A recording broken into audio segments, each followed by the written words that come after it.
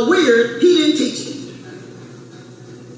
Because he brought us practicality, sensibility, normalcy. And the first thing he did was to give us something to dignify us.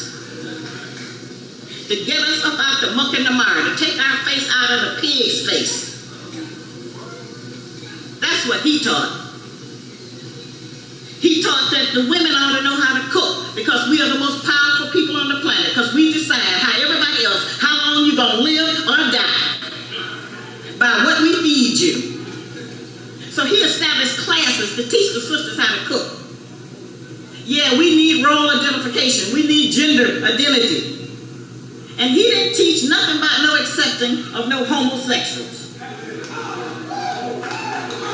He didn't have no religion. He said 90% of us are freaks of nature. That's what he taught.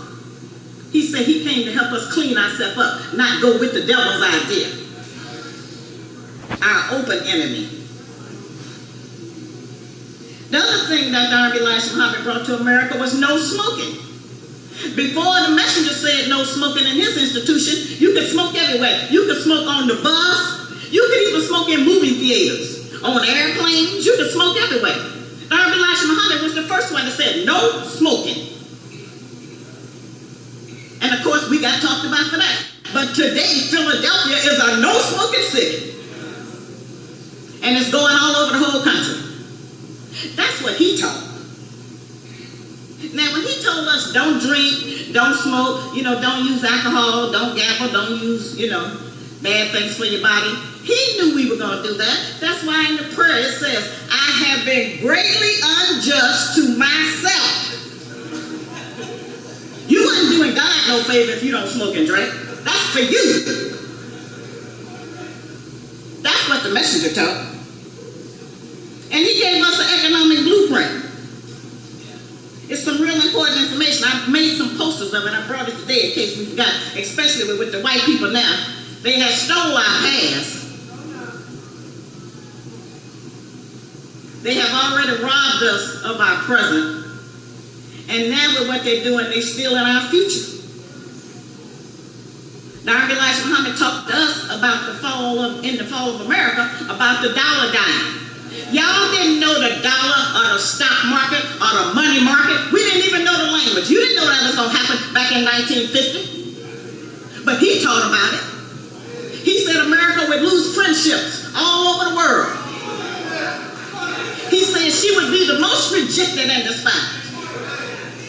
He said the worst famine would hit America. You won't be able to afford food. This is what he said. Well, that's right now. That's right now. And he didn't say, if thou must go forth, and if thou not table prepareth. He didn't talk to us like that. He said, if you don't do something for yourself, you'll be naked and hungry and out of doors. That's what he taught. And he didn't say, I know you're monolithic, but I'm going to give you an option. Some of y'all might want to believe this. He said, accept it and live, reject it and die. He didn't leave no mystery. We didn't even have no baby Islam. The same information that I knew as an adult, that's the same information he told us to teach our little babies. You got to catch them in the cradle. Because if you put them out here with what the white people got waiting for them, and some of the black people that's working for the white people, he didn't tell us to love everybody. God himself don't love everybody.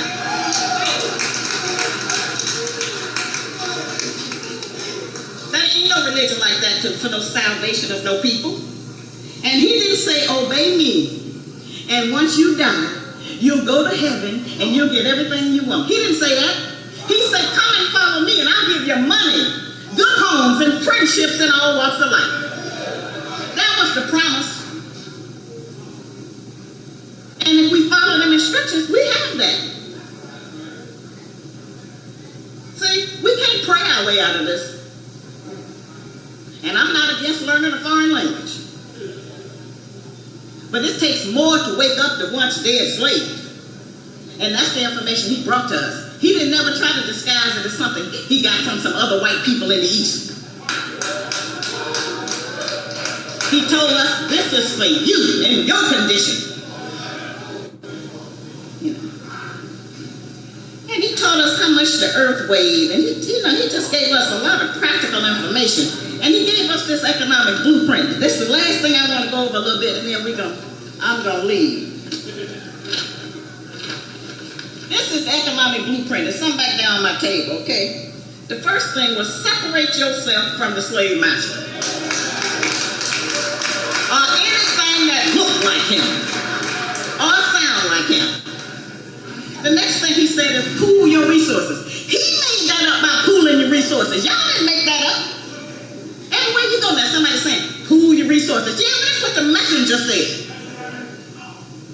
Your education and qualifications for independence. Now here's a good one. Stop forcing yourself into places where you're not wanted. White people can build a mall on the moon and we the first one in line. With the money in hand. He said, make your neighborhood a decent place to live. Well, we failed on that one too. Rid yourselves of the lust of wine and drink and learn to love self